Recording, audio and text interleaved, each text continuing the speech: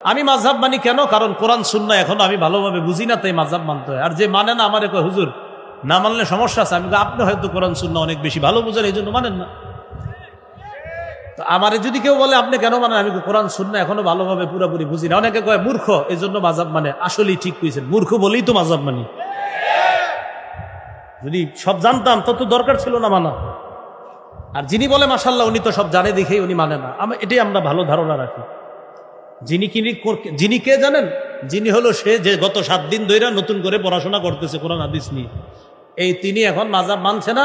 আর বলে আপনি মানেন না কেন? তো বললাম আমি তো ভাই এখনো পুরাপুরি কোরআন সুন্নাহ ওই অন্যের সাহায্য ছাড়া বুঝি না।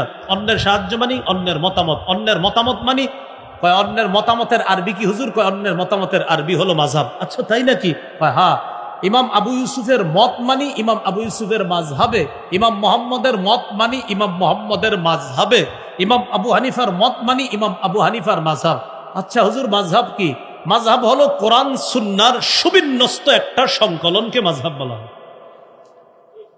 বুখারী এটা কি আবিষ্কার না সংকলন? বলেন।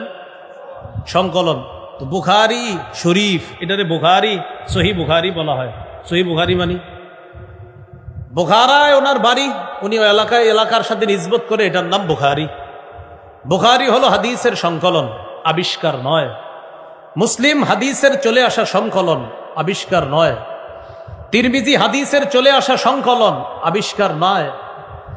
নাসাই ইবনে মাজা আবু দাউদ হাদিসের চলে আসা সংকলন, আবিষ্কার নয়।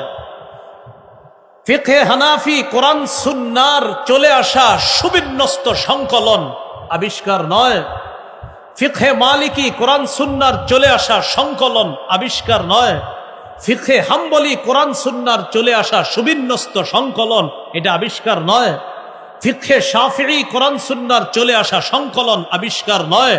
যেমনি ভাবে বুখারী এটা সংকলন, এটা আবিষ্কার নয়, তাই বুখারী বেদাত নয়।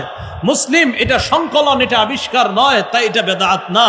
নাসাই আবু দাউদ ইবনে মাজা তিরমিজি এগুলা সংকলন, আবিষ্কার নয়, তাই এটা বেদাত নয়। তেমনি ভাবে কোরআন সুন্নাহর সুবিন্যস্ত সংকলন 4 মাযহাব, এটা আবিষ্কার নয়, তাই এটা বেদাত নয়। যারা বলবে ফিকহে হানাফি বেদাত, বুখারীকেও বেদাত বলতে হবে। যারা বলবে ফিকহে মালিকি বেদাত, বুখারীকে বেদাত বলতে হবে।